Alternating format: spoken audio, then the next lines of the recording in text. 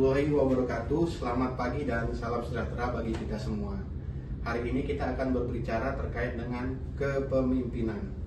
Kepemimpinan yaitu bagaimana kita mampu mengelola sumber daya baik itu di dalam kontrol kita maupun di luar kontrol kita untuk mencapai tujuan yang harus dicapai.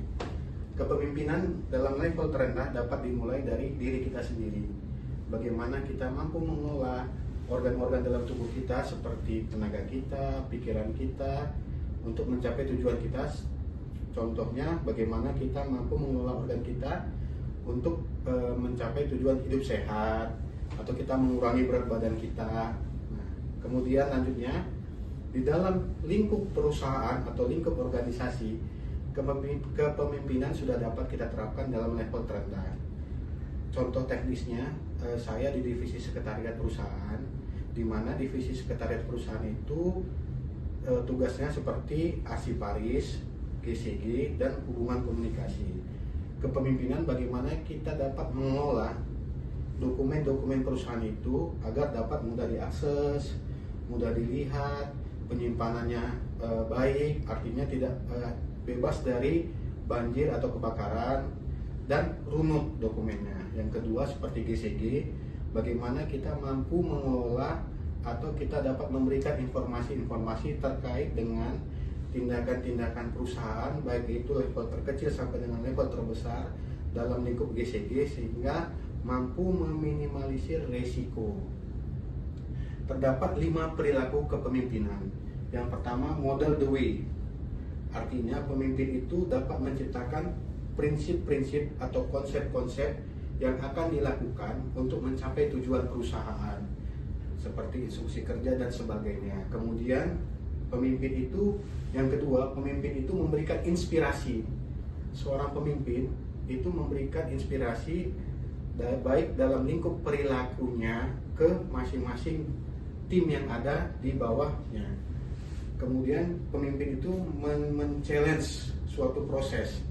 Artinya pemimpin itu menemukan peluang-peluang yang ada dalam lingkup bisnis untuk mencapai tujuan perusahaan. Misalnya contohnya kalau seperti sekarang, seperti yang lalu dokumentasi itu dalam bentuk hard copy, kita melihat peluang agar dokumentasi itu bisa disimpan melalui soft copy yang pakai menggunakan Google Drive atau lain sebagainya. Kemudian pemimpin itu dapat mempengaruhi aksi dari tim yang lainnya. Artinya pemimpin itu perilaku pemimpin dapat mempengaruhi perilaku bawahannya. Kita lanjut mengenai leadership skill atau skill kepemimpinan. Yang pertama, skill kepemimpinan itu ialah komunikasi. Komunikasi itu penting, kenapa? Karena komunikasi itu adalah perilaku yang menjembatani antara keinginan atau tujuan kita ke stakeholders dalam hal pencapaian tujuan perusahaan. Yang kedua, pengambilan keputusan. Pemimpin itu harus bisa mengambil keputusan, baik itu keputusannya benar maupun keputusannya salah. Pemimpin tidak boleh ragu-ragu dalam hal pengambilan keputusan, karena keputusan yang salah ialah keputusan, termasuk juga keputusan. Yang ketiga, adaptasi. Pemimpin itu harus mampu beradaptasi terhadap lingkungannya, karena di lingkungan yang sekarang terdapat perubahan-perubahan akibat pengaruh dari global dan lain sebagainya. Pemimpin harus mampu beradaptasi untuk mencapai visi dan misi perusahaan. Yang keempat, pemimpin itu membangun hubungan. Artinya pemimpin itu dapat membangun hubungan baik itu secara internal maupun secara eksternal di dalam perusahaan. Seperti yang internal, bagaimana seorang pemimpin di suatu divisi atau bagian bisa membangun hubungan dengan bagian atau divisi yang lainnya secara komprehensif. Kalau dengan eksternal, seperti contohnya dengan lembaga-lembaga di luar, lembaga-lembaga pemerintahan seperti BUMN, Kementerian Perdagangan dan lain sebagainya. Yang terakhir ya, skill yang terakhir ialah perbaikan yang berkelanjutan. Artinya seorang pemimpin itu harus bisa meninggalkan legasi yang dapat digunakan untuk periode-periode selanjutnya.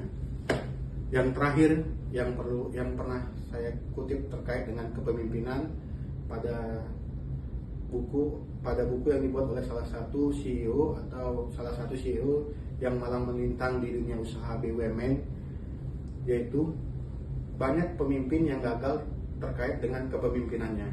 Karena apa? Karena pemimpin tersebut hanya memikirkan strategi, tidak memikirkan eksekusi. 3 hal yang penting di dalam kepemimpinan, yaitu eksekusi, dan eksekusi. Terima kasih.